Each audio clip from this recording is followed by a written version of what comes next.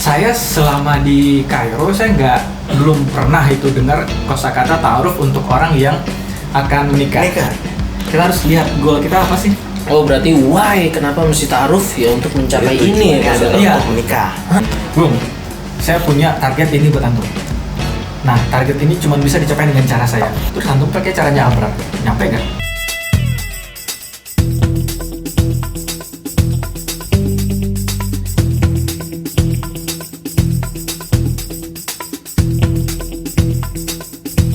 Jadi gini Bang, kemarin ini Agung inisiatif buka Q&A. Iya.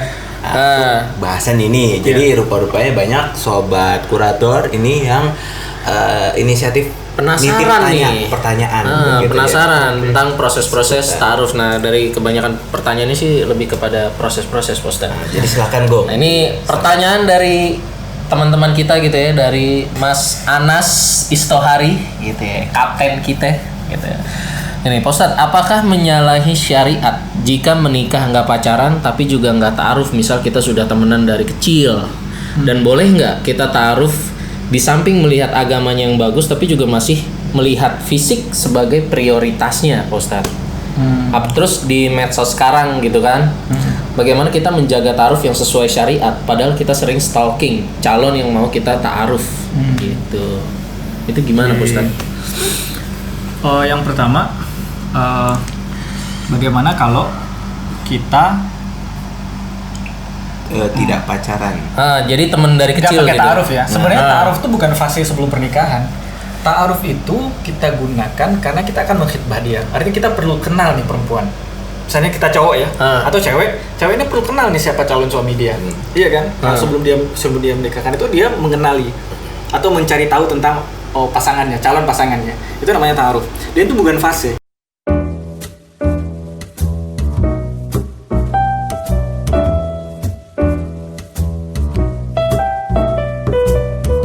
Ketika dua insan ini sudah mengenal dari kecil, ya buat apa lagi ta'aruf?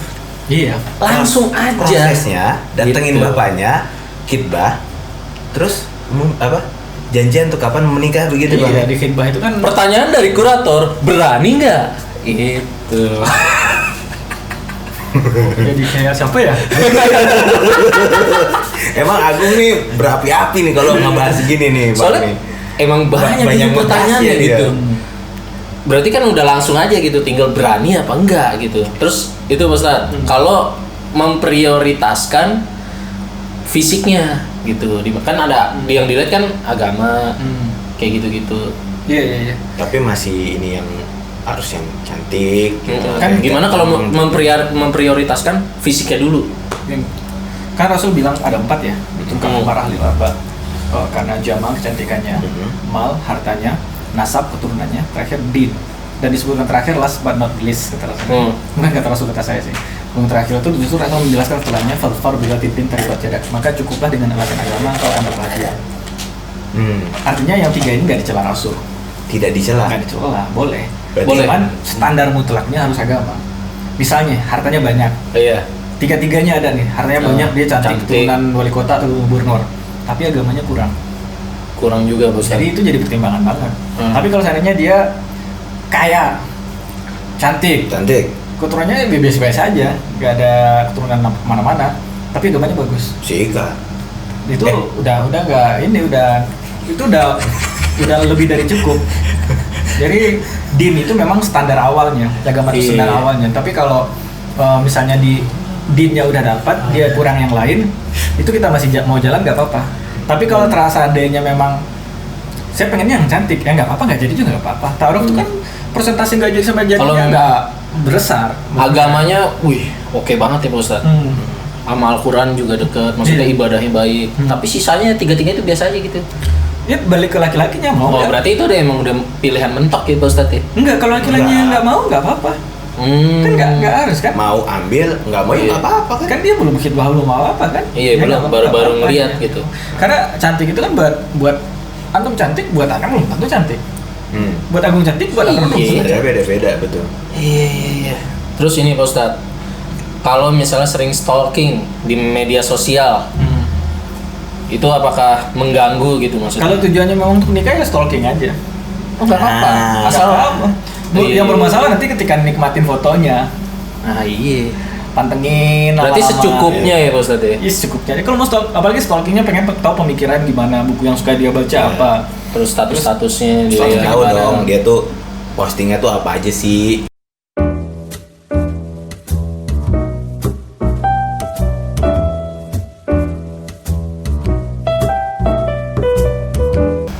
Oke, kita lanjut karena tadi kan udah ya Pak Ustadz ya, bahwasannya stalking di media sosial itu boleh, tapi hanya seperlunya gitu Pak Ustadz.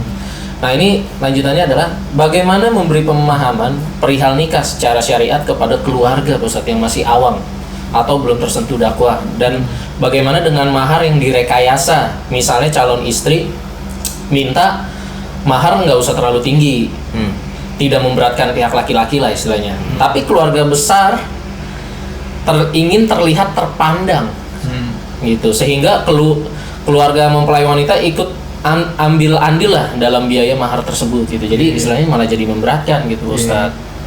Kira-kira gimana tuh Pak Ustadz? Yang pertama itu apa tadi? Yang apa? Bagaimana memberikan pemahaman kepada keluarga yang belum tersentuh secara, jadi belum paham gitu.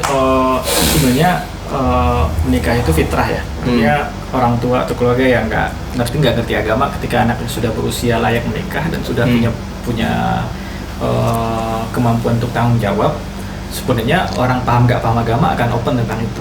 Artinya kita coba komunikasikan dulu. Ada beberapa orang yang dia takut ngomong ke orang tuanya, setelah ngomong ternyata nggak ada masalah. Saya mau nikah, cuman saya takut orang tua saya nggak setuju. Udah ngomong belum? Ya udah, kenapa harus takut kepada hal yang belum dilakukan? Takutnya pikiran di sendiri Pikiran dia sendiri, overthinking namanya. Berarti try ya, maksudnya harus mencoba bicarakan dulu gitu. Caranya baik-baik, atau mungkin cobanya bertahap. Jangan mendadak, kemarin kamu baru minta jajan, terus sekarang udah mau minta nikah, kan nggak lucu. Bahasanya gini Iya. bang, if you never try, you'll never know.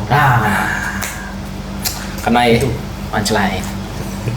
Lanjut. Nah terus bagaimana dengan maharnya tadi? Jadi memberatkan salah satu calon mempelai lah, dengan supaya terlihat terpandang gitu. Padahal si calon wanitanya nih, saya nggak ingin memberatkan deh, tapi orang tuanya pengen kelihatan terpandang gitu. Gak apa-apa, orang tua laki-laki, orang tua cewek. Memang pertimbangannya kalau menikahi perempuan itu kan pertimbangannya kita menikahi satu keluarga ya, bukan menikahi satu keluarga. Pernikahan itu kan bukan pertemuan dua orang. Ya, setuju. Pertemuan dua keluarga. Dan kalau dia berbeda suku, pertemuan dua suku. Kalau dia berbeda negara, pertemuan dua negara. Setuju. Artinya memang itu harus diukur dari awal juga. Kalau dan mahar itu kan nggak dibahas maharnya apa terus kita besok nikah, nggak gitu kan. Mahar itu kan dibahas ketika kita udah masuk pembahasan serius. Gitu kan, dan itu kan bisa bertahap dipahamkan. Manusia bisa dipahamkan kok. Berarti si temen kita ini sudah di tahap yang serius nih, karena udah ngomongin mahar nih Gung. Iya, ngomongin mahar nih. Iya. Insya Allah kita doakan nih. Amin. Sama-sama, amin. Insya Allah. Berarti bisa dikomunikasikan, dan itu memang harus bertahap komunikasikannya. Sampaikan keadaannya kayak begini, apalagi sekarang pandemi. Corona, gitu. Dan disampaikan juga gitu. Allah itu memberikan, ini hal yang perlu kita tahu, nikah itu adalah hal yang berat. Sampai Al-Quran menggambarkan itu mitsaqan ghalidha. Di Al-Quran ada 3 mitsaqan ghalidha. Pertama, perjanjian antara Allah dengan rasul-rasul, dan itu bukan semua rasul terbaik aja. Rasul kan ada 125.000 ya. Ada yang bilang 124.000, ada yang bilang 24.000. Di antara semua nabi itu ada 25 yang disebutkan di Al-Quran, nabi dan rasul. Dari 25 itu ada yang terbaik, di antara yang terbaiknya yaitu ulul azmi minar rusul, yang 5 orang itu, Musa, Isa, Nuh, Ibrahim, Muhammad. Nah, Allah punya perjanjian dengan 5 nabi ini yang disebut dengan mitsaqan ghalidha. Itu satu.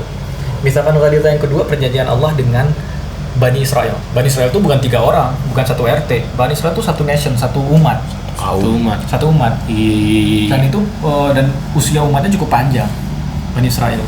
Nah, itu perjanjian Allah dengan sekian banyak umat manusia. Dan yang ketiga, mitsaqan ghalidha itu perjanjian antara pernikahan. Berat hal yang gitu ya. berat dong, hal yang berat. Tapi hal yang berat ini Islam memberikan cara yang mudah. Coba akad nih, nikah syaratnya apa? Mahar, saksi, Mempelai dong. Iya. Saya lupa itu. Udah ada. Yang paling penting. Iya. Yang paling penting. Nah, nanti juga ada pertanyaan. Ketika semua syarat sudah terpenuhi, bahkan resepsi pun cukup dengan sembelih kambing udah selesai. Kambing berapa sih? 3 juta. Itu udah keren kambingnya itu. Udah 3 juta udah dalam Islam udah tercukupi, bahkan yang sunnah pun udah tercover, bukan yang wajib, yang sunnah pun udah tercover. Itu Islam memberikan banyak. Nah ini yang perlu dipahamkan juga orang tua, cuman kita memahamnya bertahap, nggak bisa mendadak karena mau nggak mau orang tua kita itu orang tua kita. Kamu sehebat apapun dulu yang ganti popok kamu saya loh, yang cebokin kamu dulu saya loh, jangan sok ngajarin saya, orang tua pasti begitu. Sehebat apapun anaknya, itu kita anak, nah itu ngomongnya dengan yang paling lembut, yang terpilih, kata-kata yang terbaik baru sampai ke orang tua. Nah ini lanjut nih Pak Ustadz. Teman saya beberapa hari sebelum menikah akhirnya ngebatalin karena satu dan hal lain lah. Padahal sebelumnya sudah istiqoroh. Apakah ada yang salah dengan istiqoroh tersebut sampai akhirnya batal gitu? Apa yang sebaiknya dilakukan agar kasus serupa tidak terjadi? Lalu apakah boleh menanyakan aib atau masa lalu calon lewat perantara? Apa nggak sebaiknya ditanya langsung saja ke calon tersebut? Bagaimana langkah baiknya? Sama istiqoroh ya. Istiqoroh hal yang paling penting, bahkan untuk memilih hal yang sederhana aja kita dianjurkan istiqoroh. Besok saya mau ke Bandung bawa mobil apa naik bus, itu kalau kita mau istiqoroh dianjurkan istiqoroh. Itulah sederhana ya, apalagi mencari pendamping hidup, kita mau istiqoroh. Dan dalam doa istiqoroh itu salah satu doanya adalah, kita boleh berdoa bahasa Indonesia boleh, cuman doa yang maksur itu salah satunya, Allahumma in kana hadzal amru khairul li fi dini wa ma'ashi wa aqibatu amri fayassirhu li wa qaddirhu li. Ya Allah, seandainya urusan ini baik untuk diriku, kehidupanku dan akhir dari semua urusanku, maka mudahkanlah untukku dan dekatkanlah padaku. Tapi jika sebaliknya, maka jauhkanlah untukku dan dipersulitlah untuk menjadikan itu. Nah, jadi ini kadang-kadang standar juga, ukuran juga buat kita. Kalau memang kita sulit mendapatkan dia, mungkin dia gak jodoh kita. Tapi jangan di ini. Doa itu juga seolah menghadirkan Allah di tengah kita gitu. Antara dua insan ini gitu. Iya, betul. Sebab nikah itu tujuannya adalah kebahagiaan yang Allah janjikan. Maka untuk memprosesnya kita harus melibatkan Allah terus dong. Doa terus, ikhtiarnya disertai doa, kemudian disertai istikharahnya. Dan kalau memang nggak jadi, berarti ya itu jawabannya. Kita nggak usah memaksakan. Nggak bisa maksa ya. Masalahnya akan terjadi karena kita udah cinta duluan, itu yang kadang susah. Oh iya. Jadi udah baper duluan ya. Iya, komunikasi nih. Udah baper duluan. Udah bucin duluan. Berusaha ngebucin. Repot. Karena kalau udah cinta itu, kalau Khalil Gibran bilang itu, hubbuka yu'ammika wa yusammuk. Cintamu itu membutakanmu dan mentulikanmu. Jadi kadang-kadang hal yang orang tuanya udah bilang orangnya gak baik ini nih, tapi tetap. Padahal itu logis kan yang dibilang orang tua, karena udah rasa cinta. Karena itu Islam tidak mengajarkan pacaran itu karena itu. Karena dia akan mematikan semua alasan yang logis setelah itu. Benar. Di samping maksiat ya, nanti akan banyak maksiat yang mana dilarang sama Allah. Terus Ustadz, kalau nanyain aib nih, misalnya mungkin sebelumnya dia pernah ngapain gitu sama mantan pacarnya, lewat perantara baiknya. Dan boleh nggak sih sebenarnya gitu? Dan atau memang boleh nanya langsung gitu? Kalau nanya aib, buat saya sih nggak apa-apa. Cuman yang ada tujuannya dengan ke depan kita. Misal riwayat penyakitnya apa dulu? Itu nanya. Cuman kalau dia punya pacar udah ngapain aja, buat kita ke depan apa sih tujuan itu? Iya, nggak guna ya. Ada nggak tujuannya? Kalau memang ada tujuannya bisa diubah. Tapi kalau nggak ada tujuannya ya nggak usah tanya. Kan kalau memang penting rasanya tanya, silakan aja tanya. Kalau dia mau jawab, kalau dia mau jawab kita nggak paksa, bukan istri kita kok. Pilihan dia jawab atau enggaknya. Kalau kita mau nanya monggo silakan. Tapi juga aib-aibnya juga kaitannya kayak misalkan ini dia nih punya penyakit kronis apa? Iya. Kan nanti kan kita yang akan ini merawat begitu ya. Kan kita akan bareng dia itu. Akan bareng. Terus ini Pak Ustadz, ketika ingin mewujudkan pernikahan yang syar'i, tapi terbentur dengan adat dan kebiasaan budaya gitu Pak Ustadz. Itu gimana? Kayak misalnya harus musik dan sulit memisahkan antara tamu perempuan dan laki-laki. Udah pembahasannya bukan ta'aruf lagi ya nih. Pembahasannya udah walimahnya ya. Sepertinya dia udah ingin gitu, cuman dia lagi berusaha nih. Ini lagi jadi problemnya dia nih. Makanya kita coba cari solusinya gitu. Kita hanya bisa membantu dan mendoakan. Itu sebenarnya agama dan adat itu banyak yang nggak berbenturannya daripada yang berbenturan. Agama itu bukan memusuhi adat, bukan memusuhi istilah yang ada. Banyak di agama itu hal-hal yang kayak dinar dinar itu di sebelum Islam udah ada dinar. Persia apa Roma juga pakai itu. Cuman nggak dimusuhin kan? Nggak. Cuman yang di dalam Islam memang kalau jelas-jelas bertentangan dengan agama itu yang disingkirkan. Cuman dengan cara yang baik juga. Untuk hal-hal seperti itu memang kasuistik ya, memang harus dicari. Ini kita nggak bisa menjawab langsung. Memang hal yang paling penting itu memang komunikasi. Berarti tetap mesti dikomunikasikan di dua belah pihak keluarga ya Ustaz ya. Kesepakatannya gimana gitu, tadi tengahnya gimana. Biar lebih enak. Nah, terus nih Ustaz, temenannya pernah nikah, tapi mempelai pria dan wanita pisah kota karena satu alasan. Apakah Pisah apa? Kota. Jadi LDR gitu ya. Apakah akad mempelai pria dengan walinya si mempelai wanita saja sudah sah? Terus apakah boleh menceraikan istri ketika waktu ta'aruf ada kebohongan yang ia tutupi? Jadi nih dia udah nikah nih, tapi ternyata setelah menikah ada kebohongan yang pernah dia tutupin pada saat ta'aruf gitu Pak Ustadz. Dan kebohongan ini mengganggu prinsipnya si pria. Ini pelik banget masalahnya ya. Dalam ya, udah sampai begini gitu. Iya, semoga baru iya. Satu dulu ya, kalau nikah nggak ada mempelai perempuannya nggak masalah, karena kan udah ada walinya. Jadi hanya dengan walinya aja, walaupun misalnya si ceweknya masih dinas nih, Nggak gitu. apa-apa, lagi di luar negeri nggak bisa pulang karena corona, nggak masalah. Yang kan walinya udah ada, Walinya udah ada, tetap sah dong. Kecuali walinya yang nggak ada itu baru nggak sah. Masa salaman sama calon istrinya langsung kan? Iya. Walinya nggak ada, karena kalau wali nggak ada diwakilkan dengan wali yang lain. Terus Amannya. dengan tentang kebohongan nih Ustaz. Ketika sudah menikah baru ketahuan bahwasannya pas ta'aruf itu si istrinya ini bohong. Dan ini mengganggu prinsip hidupnya si pria gitu. Sampai urusannya kecerai. Iya, sampai akhirnya diceraikan. Gimana tuh? Memang cerai dalam Islam itu kan dibolehkan ya. Cuman dia meskipun dibolehkan, dia hal yang dibenci Allah. Abghadul halal ilallah itu talak. Dia memang dibolehkan Allah, cuman Allah nggak menyukai itu. Kemudian ulama bilang makruh. Artinya itu bukan berarti bercerai itu berarti nggak boleh di Islam, bukan berarti dilarang. Tapi hendaknya kita mencari alasan yang syar'i untuk cerai. Kalau nggak ada alasan syar'i, ngapain harus cerai?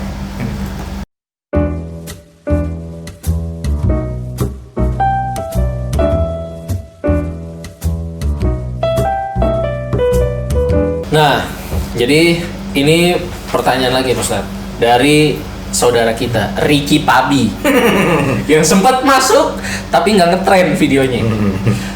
Gimana sih caranya mengetahui sifat dan akhlak seseorang melalui CV ta'aruf atau melalui proses ta'arufnya sendiri? Jadi dia lewat CV main nih Ustaz. Nah, cuman dia nggak kenal nih orangnya, cuman dapet CV-nya doang. CV apa PT? Apa firma? Mungkin perorangan. Bung, pertanyaannya si Ricky udah bikin apa belum? Nah, udah bikin belum, Cuk? Bikin dulu. Dan ada dulu siapa calonnya. Nah, itu gimana Ustaz? Cara melihat karakter nih. Ketika cuma dapat CV doang. Ngelihat ini tepat nih. Cocok sama kita nih gitu. Dari data itu doang gitu. Kan nggak bisa ngeliat aslinya. Iya. Kita kan Kurang akurat ya, Ustaz. kita di Islam kan kita memang disuruh menghukumi sesuatu dengan zahir. Nahkumu bil zawahir wa nufawwidu 'ala Allahi sarair. Kita menghukumi dengan yang zahir dan kita gantungkan kepada Allah mengenai yang tidak zahir, yang tersembunyi. Itu urusan Allah. Nah, dengan semua ikhtiar kita yang ada, doa kita yang ada, ya itu sudah maksimal. Kalau kita yakin, nikah. Kalau nggak yakin, selesaikan. Berarti jangan dikasih pengharapan juga.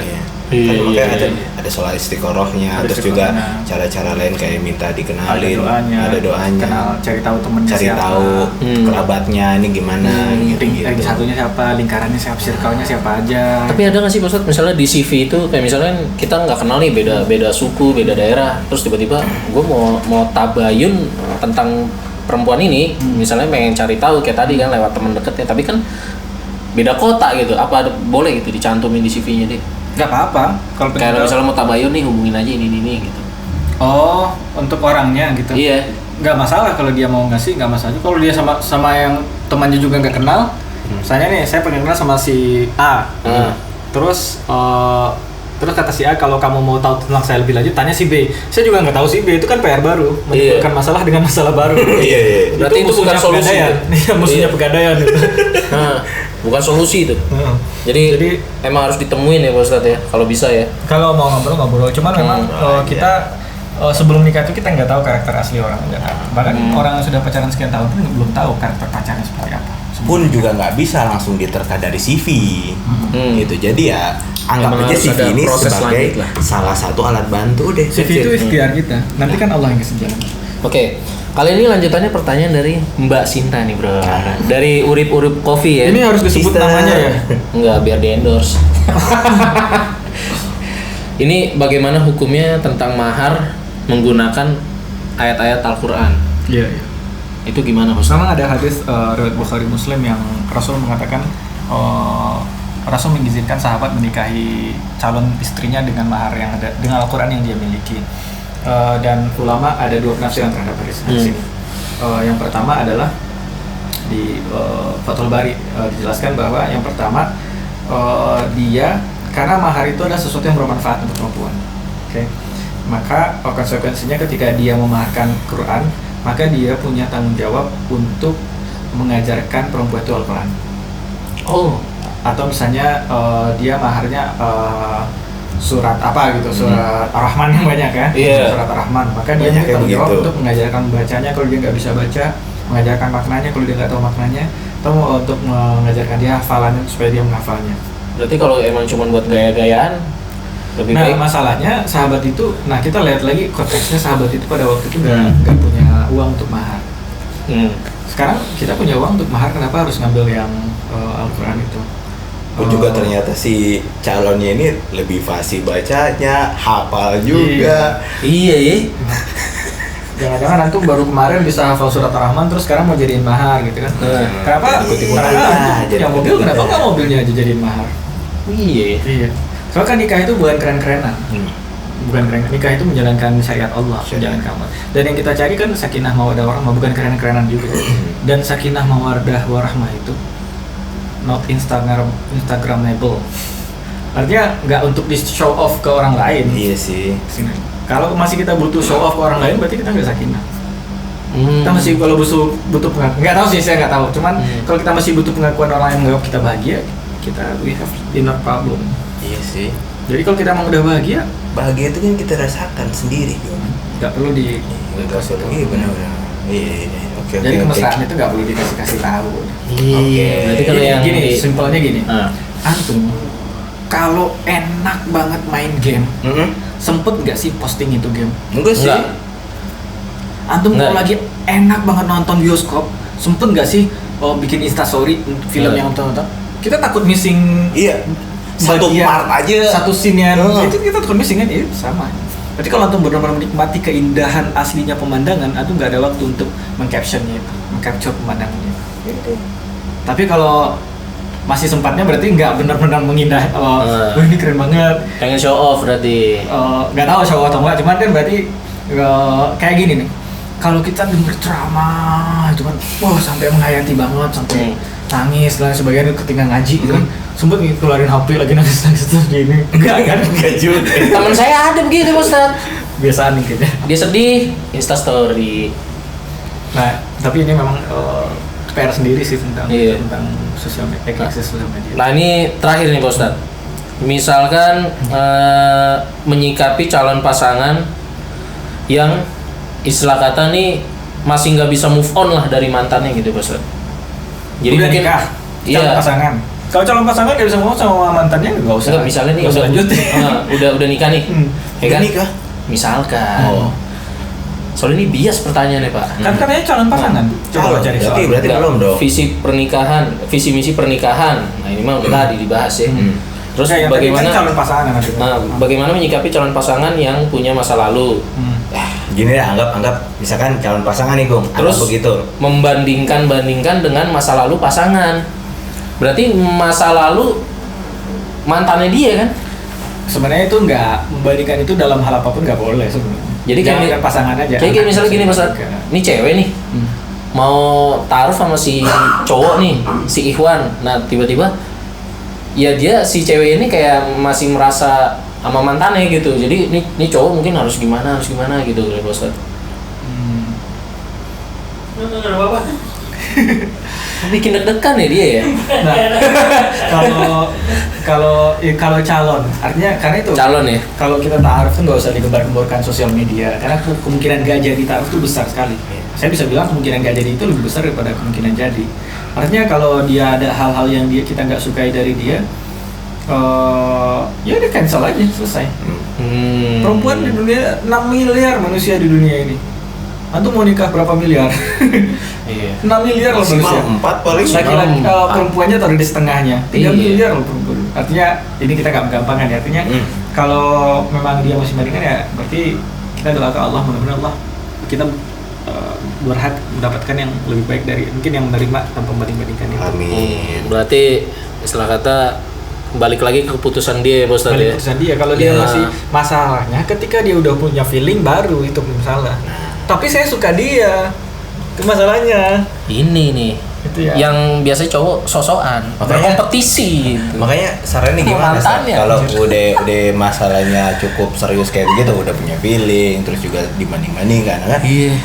Libatkan Allah aja bener-bener kayak misalkan berdoa, istikharah, kayak gitu Iya, aja. dan memang betul. Dan satu lagi ketika udah ada feeling, tapi banyak ganjelannya, ada Allah mengajarkan kita kan Banyak was-wasnya asa gitu. takrahu syai'an wa huwa khairul lakum wa asa an tuhibbu syai'an wa huwa syarrul lakum. Boleh jadi kita benci sesuatu ternyata itu baik untuk kita, dan sebaliknya bisa boleh jadi kita mencintai sesuatu ternyata itu buruk buat kita. Dan itu disebutkan di Al-Qur'an mengenai perperangan, dan yang kedua mengenai rumah tangga. Jadi kalau memang Ya udah asik feeling, bener ada efek soundnya tadi. udah feeling cinta itu udah ada, jadi memang banyak hal-hal logis yang nggak diterima. Maka tugas kita adalah melihat lagi aturan Allah sebenarnya. Kalau memang sifatnya melanggar aturan Allah, berarti kita mundur aja walaupun kita cinta dia. Misalnya, ya banyak hal-hal dia nggak sholat, misalnya kan ya udah. Mundur ya Bos tadi. Mundur. Kalau sama Allah aja dia nggak patuh, apalagi sama hak Iya, istrinya, iya. apalagi sama hak suaminya. Gitu.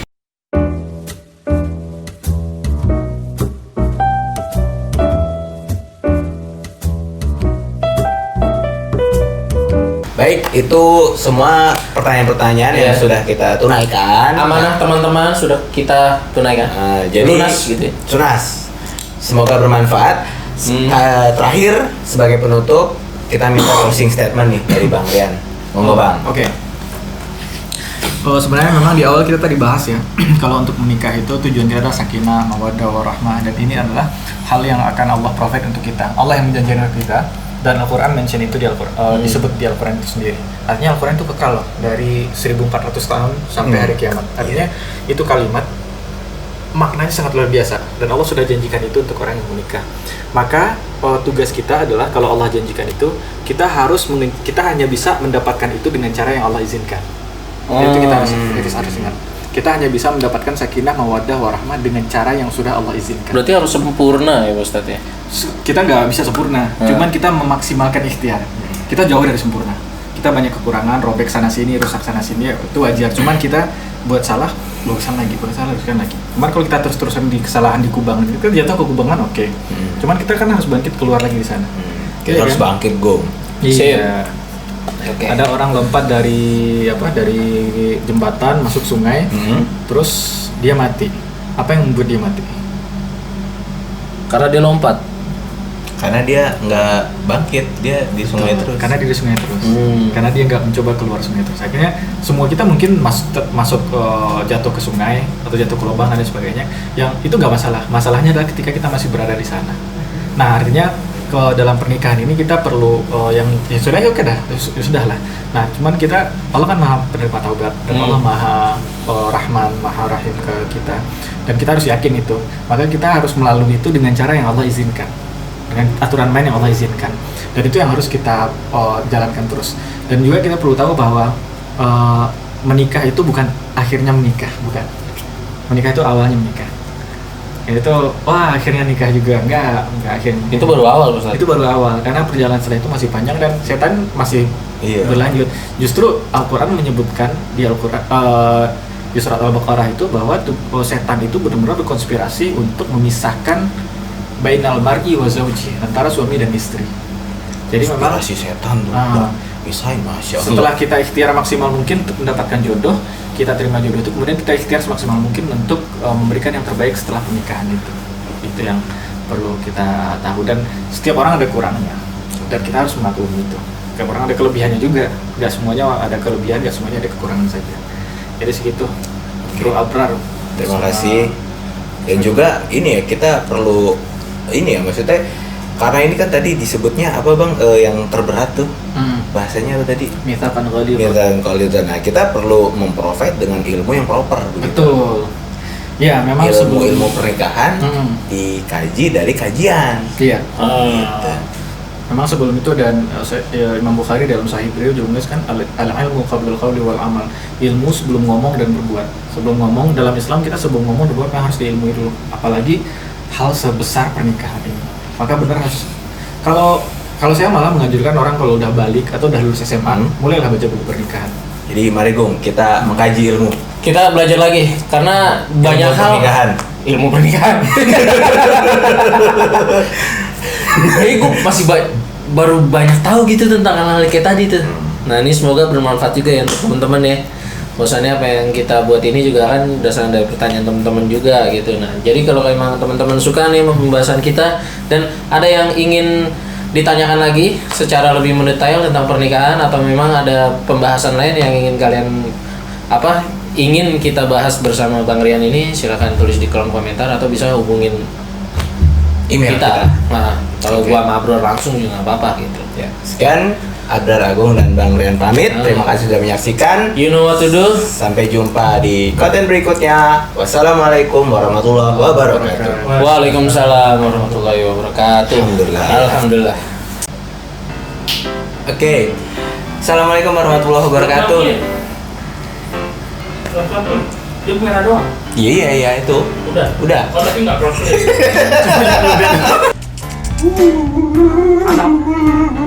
Behind the scene ya. Ntar masuk nih. Nah, yang di belakang kamera tadi itu yang gede itu. Yang gede itu. Iya. Sampai jumpa di konten berikutnya. Dan jangan lupa like, share, and subscribe kayak biasa ya. Dan kalian sudah tahu apa yang harus kalian lakukan nantinya. Follow Instagram kita. Abrar Agung pamit dan juga Bang Rian. Assalamualaikum warahmatullahi wabarakatuh. Waalaikumsalam. Gravitasi itu yang kesimpulan.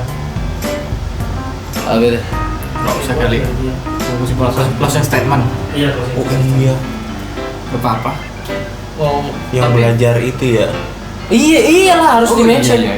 Oh iya nggak apa-apa. Mention terus saya Di di post. Nanti